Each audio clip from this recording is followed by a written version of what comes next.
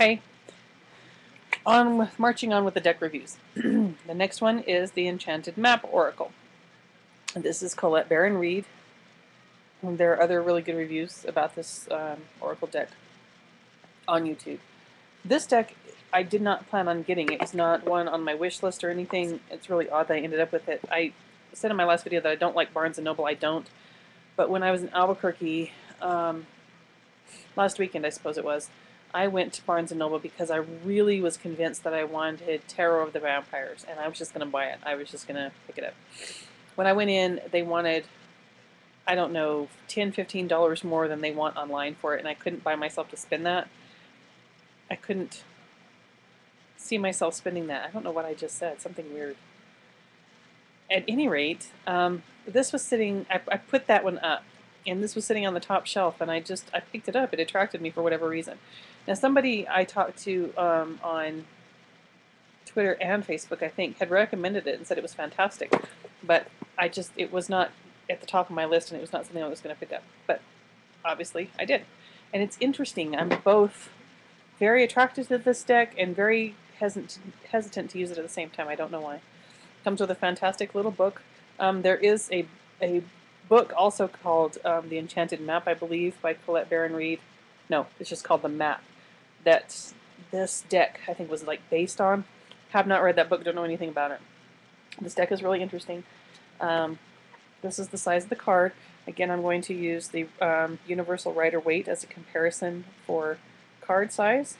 I really like that Oracle decks are much bigger than Tarot decks by and large, because it just makes the artwork that much more fantastic. I don't have particularly large hands, even though they're chubby monkey, but I don't find a problem in shuffling any of them. And if it is, I just break them apart and shuffle them, you know, piece by piece. The backs are completely reversible if you use reversals. Reversals are accounted for and recommended in this book. This is the only deck I use reversals in because she recommended them in the book, and so I've been using them. In an Oracle deck, it's not as, you don't have as many cards in an Oracle deck, so there's, I think in a Tarot deck you have 78 cards. There's plenty of a balance of lightness and darkness in the cards themselves. But this is just something that I thought I would try with the Oracle deck. Pardon me, using reversals. So like I said, it comes with this fantastic little book. And I'm going to read you a little part of this because this Oracle deck is really different, and I don't usually read out of the book, but just this little piece. I was prepared, I promise. Welcome to a magical and unique way to explore your life's journey and gain wisdom and insight about where you've been, where you are now, and where you're heading. What do fate, destiny, and the forces of synchronicity and spirit have in store for you?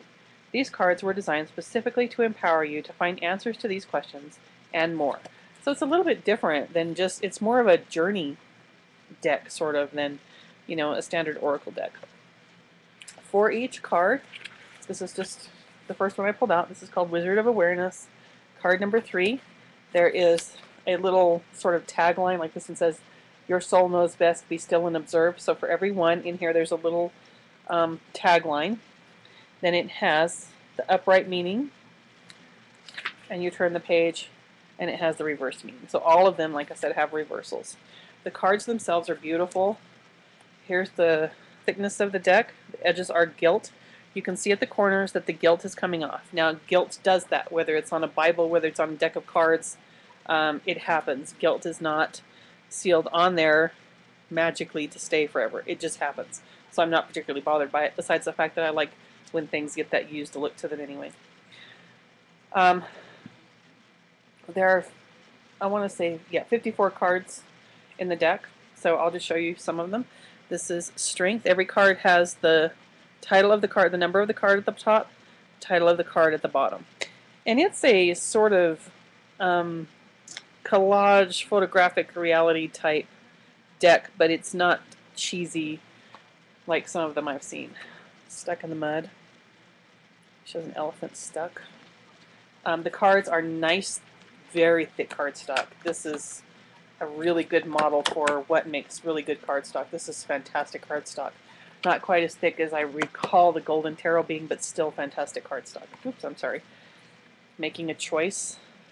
So it has like the little road and then two doorways with, you can see a little hint of what's behind the doors in each one. It's really fantastic. Dry desert, I got this the other day when I was going to Albuquerque, and it made me laugh because I don't know if you've ever been west from Albuquerque, but there's just nothing but desert, dry desert. I just thought it was funny. Golden Palace. Let's see if I can find some that are just really amazing.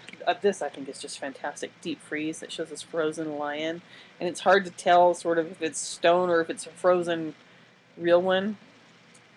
I mean, obviously not a frozen real lion, but a picture of one. It's fantastic.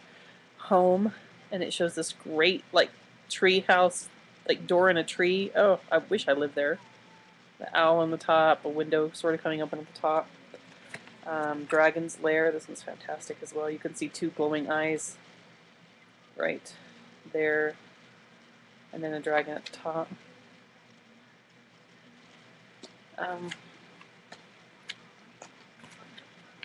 I like most of them. I can't say there's one in here that I just really turns me off, like it often happens in tarot decks.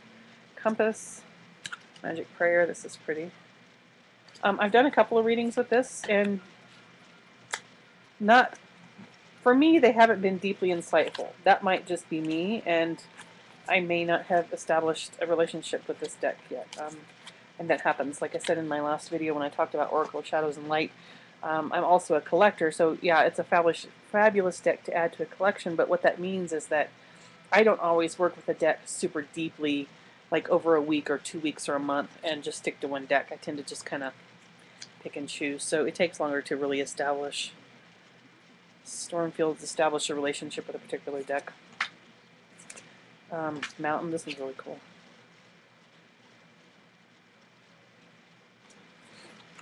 Spirit of Places, beautiful. Goblins, it's cool. And there's two cards with giraffes on it, though. I can only assume that the artist really loves giraffes.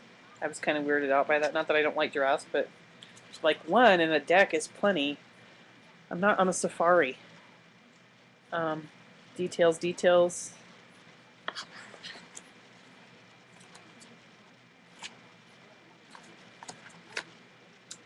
Magic Stream, this one's pretty.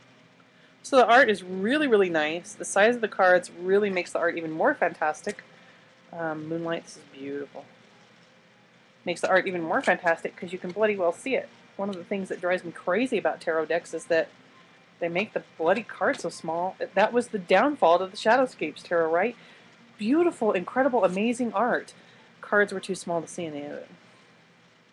Sacred Pool.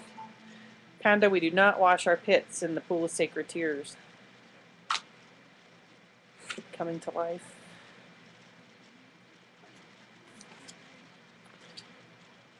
Slow and steady. And this one is really cool. It's called Magical Shapeshifter. I got this one yesterday. I don't remember the meaning.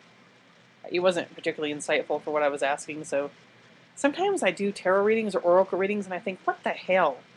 Was I just daydreaming and not realizing what I was asking? And then sometimes they're just incredibly spot on and incredibly insightful, and the most luck that I've had with any deck, like I've said when I did the review, is this Morgan Greer tarot, but you know, it's probably just me. I probably just don't know how to do it right. Anyway, I like that card a lot. Interesting. So, if you're a collector, you collect Oracle decks and tarot decks, yeah, I think it's a fantastic thing to add to your collection. The art is fantastic. Like I said, it's one of those photo, sort of surreal, like part photo, part art decks, and a lot of those I don't like, but this one works. And I like it. The cards are beautiful. I think there's a lot to learn from this deck. I just haven't spent as much time with it as I could have. If you're not a collector, you know, would it be your one and only, your Grail deck? Not for me, it wouldn't be. No, not at all. But as a collector, yeah, I think it's fantastic. Comes in one of those fantastic Oracle card decks. I love, boxes, pardon me. I love these as opposed to these cheap-ass boxes that tarot cards come in. What the hell, publishers? This is U.S. Game Systems. Like, what the hell is wrong with you? I'd rather pay a little bit more even and get this wonderful box. Now I know all the, oh, you must cleanse your tarot and you must keep it in this bag. Well, I don't, so, you know, get over it. Maybe that's why I'm not getting the answers I'm looking for. But what I find fantastic about these is that it makes them very portable. You can toss this in your bag. It's not, your cards are not going to get knocked around by the other junk in your bag. If you're at all like me, I carry a big bag with a bunch of crap in it, including often other books, you know, and it would be really easy for cards in a bag to get banged around. These are fantastic, small enough to drop in a bag if you carry a large enough one.